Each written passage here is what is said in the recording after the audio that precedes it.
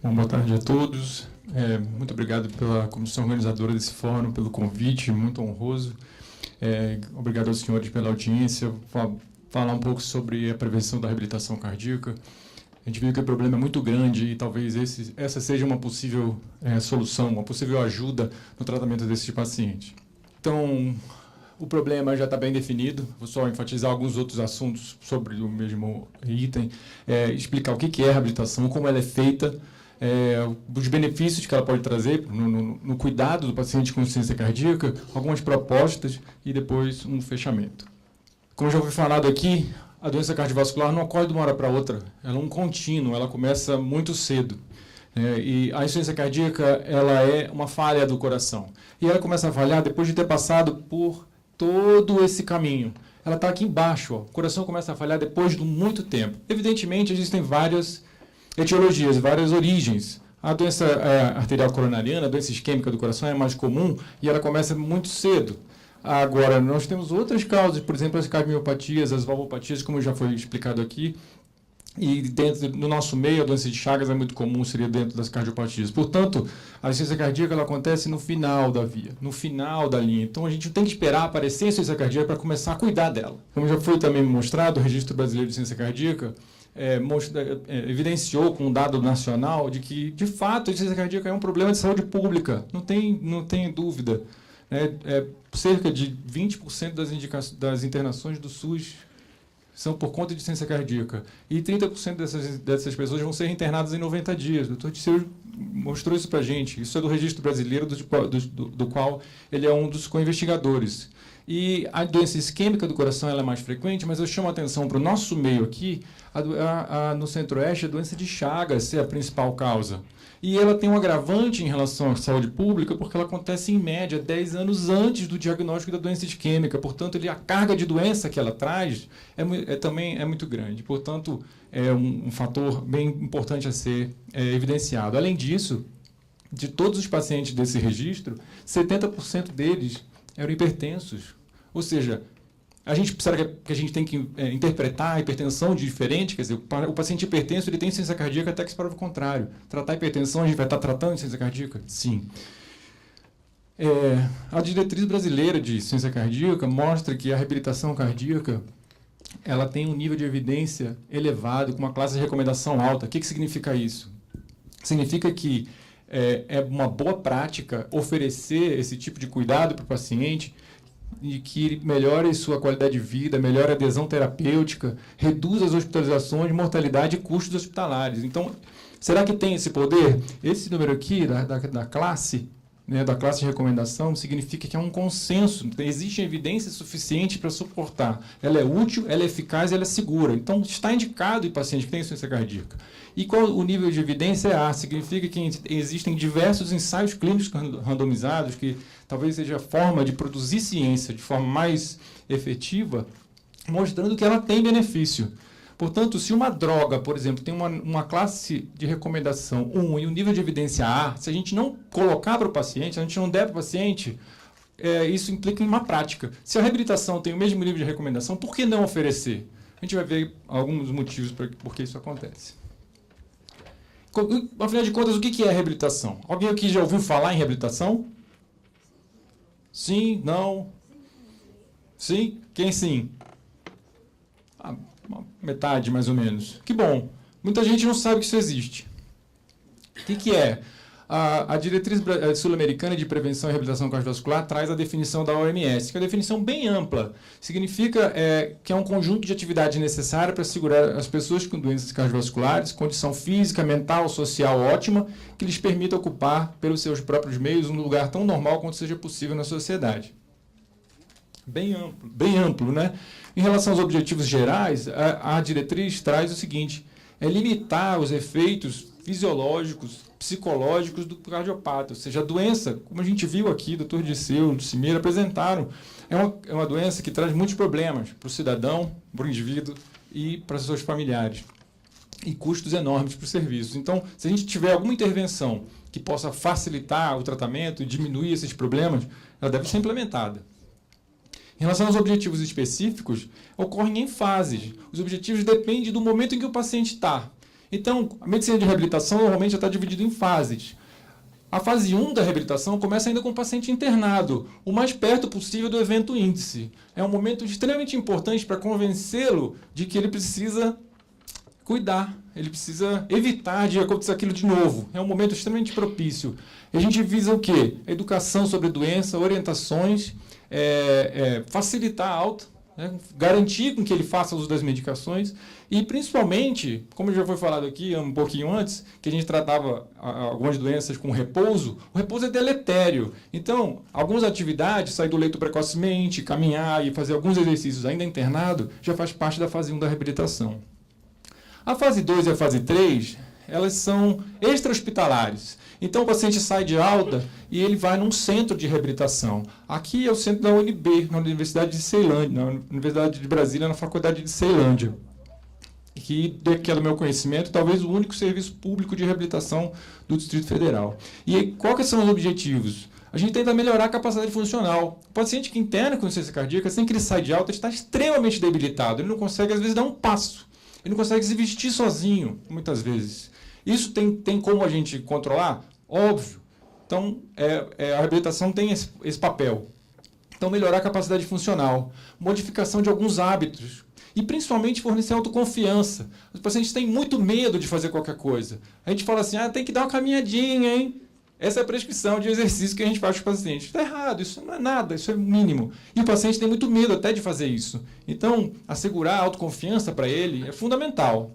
A fase 3 na verdade, com os mesmos objetivos, agora só que com metas mais elevadas. Então, vai aumentar a capacidade funcional, tentar treinar esse paciente, tentar fazer com que ele consiga fazer mais atividades dentro da sua limitação física.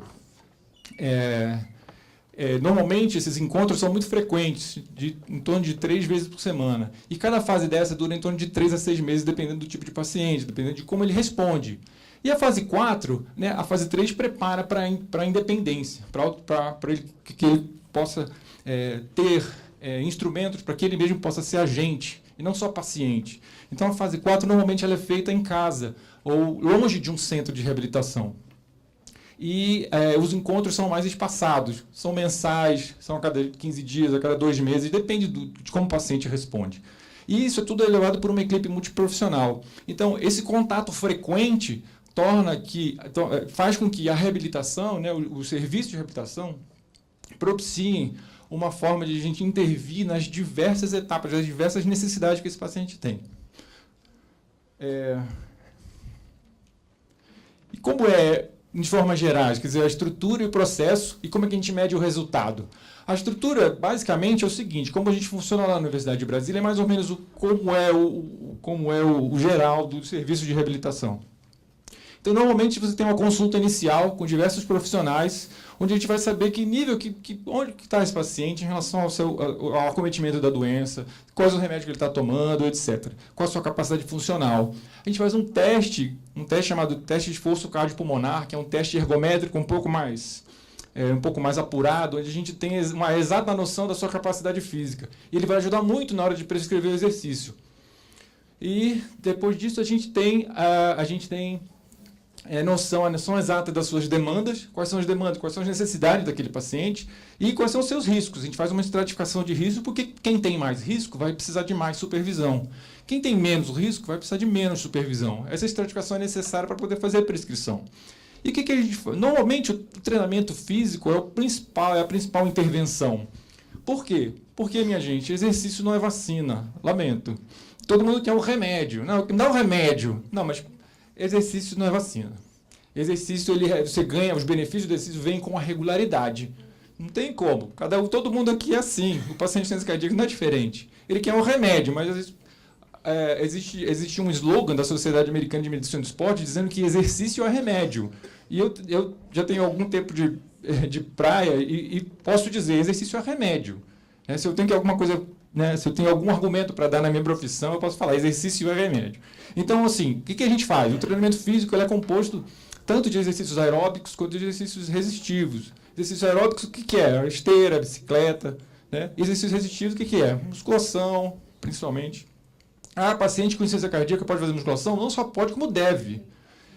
Além disso, existem outras intervenções e assim, a gente acompanha pelo seu nível de atividade. Né? Se ele consegue ficar mais ativo no seu dia a dia, se ele consegue fazer mais atividades no seu dia como resultado dessa intervenção. Outras intervenções durante o programa de reabilitação são menos frequentes. Por exemplo, a educação nutricional. Não tem por que 3 vezes por semana o camarada receber uma orientação nutricional. Então, acontece com menos frequência, uma vez por mês, a cada 2 meses, depende de como ele adere. Bom, várias modificações, várias intervenções. Eu queria destacar também, pelo contato frequente com a equipe, a gente consegue atingir esse paciente em algumas dimensões que a gente não consegue numa consulta de 15 minutos no SUS, principalmente em relação a cuidados paliativos. Como eu mostrei, insuficiência cardíaca é uma doença de final do sistema cardiovascular. Então, esse paciente vai morrer. Ele tem uma mortalidade alta. Então, a gente tem que ajudar ele a preparar. Ninguém está falando que ele vai morrer naquele momento, mas a gente tem que ajudar ele e a sua família a se preparar para esse momento. Então, alguns indicadores que nós usamos, né, capacidade funcional, alguns pressão arterial, algumas vezes medidas de glicemia, etc., peso, índice de massa corpórea, etc., que a gente mede com alguma frequência. Algumas vezes uma frequência semanal, às vezes antes e depois do programa. E tudo isso a gente visa o quê? A gente visa melhorar a função cardiovascular, melhorar a sua capacidade funcional, sua qualidade de vida. A gente visa diminuir os efeitos cardiovasculares, hospitalização. A gente tenta reduzir a mortalidade e eventos adversos e, obviamente, custos e uso de recursos. E esse negócio funciona mesmo? Algumas revisões sistemáticas e meta-análises mostram que, sim, em vários aspectos e não em outras. Em relação à mortalidade, um pool de 2.800 pacientes, em torno de 13 estudos mais ou menos, mostrou que, infelizmente, a mortalidade a gente não consegue reduzir. Existe uma tendência de reduzir. Quem faz exercício físico, quem faz reabilitação cardíaca com exercício físico, tem um risco de torno de 12% menor de que quem não faz. Mas ele não é significativo a ponto de a gente garantir que o paciente que faz reabilitação vai ter uma menor mortalidade. Mas para hospitalização isso é verdade. Então o paciente que faz reabilitação, ele tem aquele número que o Dr. Lucimir mostrou, MNT, que é o número mínimo para tratar, a gente tem que reabilitar 15 pacientes para que um interne menos, sobre qualquer causa. E a gente precisa reabilitar 1 a cada 18 para evitar uma internação por insuficiência cardíaca. Portanto, ele é efetivo. Então, todos esses problemas que a gente viu aqui, a reabilitação é uma alternativa. E o que eu acho que melhora? Em relação à qualidade de vida, a gente tem melhoras dos índices de qualidade de vida. Ele consegue segurar o neto dele no colo. Ele consegue ir no supermercado e voltar com 2 sacolas de compra. Antes ele não conseguia fazer isso. Em relação à sua capacidade física, às vezes aumenta o consumo máximo de oxigênio, a ponto de algumas vezes o paciente até sair da fila de transplante. Em relação a alterações morfofuncionais, o exercício melhora a função do coração?